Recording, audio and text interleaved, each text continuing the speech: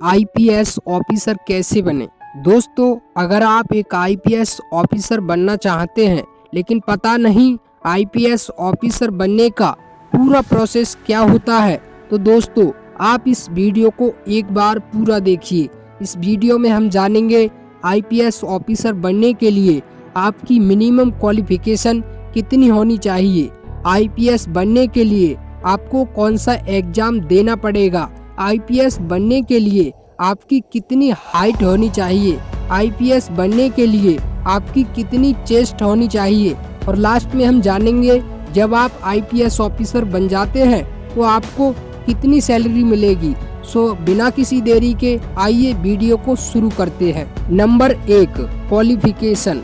दोस्तों, IPS officer बनने के लिए आपकी मिनिमम क्वालिफिकेशन कम से कम ग्रेजुएशन होनी चाहिए। ग्रेजुएशन में आप बीए, बीकॉम, बीएससी कुछ भी कर सकते हैं, इससे कोई फर्क नहीं पड़ता। बस आपकी ग्रेजुएशन होनी चाहिए किसी भी स्ट्रीम में और कम से कम 50% मार्क्स के साथ। Number 2, height. दोस्तों, आईपीएस ऑफिसर बनने के लिए हाइट का जो क्राइटेरिया है वो कुछ इस प्रकार है।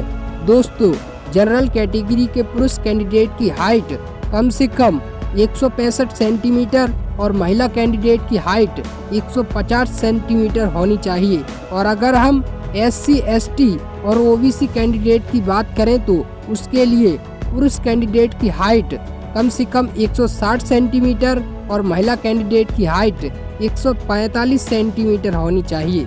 Number 3, chest. दोस्तों, आईपीएस ऑफिसर बनने के लिए सभी कैटेगरी के पुरुष कैंडिडेट का चेस्ट बिना फुलाए 84 सेंटीमीटर और फुलाकर 89 सेंटीमीटर होना चाहिए, और सभी कैटेगरी की महिला कैंडिडेट का चेस्ट बिना फुलाए 79 सेंटीमीटर और फुलाकर 84 सेंटीमीटर होना चाहिए। Number 4, UPSC civil service examination.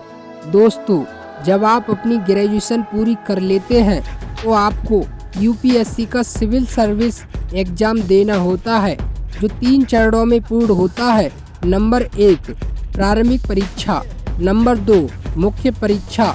Number 3, interview. दोस्तों, जो प्रारंभिक परीक्षा होती है इसमें 2 पेपर होते हैं। पहला पेपर जनरल स्टडी का और दूसरा पेपर सीसेट का होता है। और जब आप इस पहली परीक्षा को पास कर लेते हैं तो आपको अगली परीक्षा के लिए बुलाया जाता है, और इस परीक्षा को हम मुख्य परीक्षा के नाम से जानते हैं।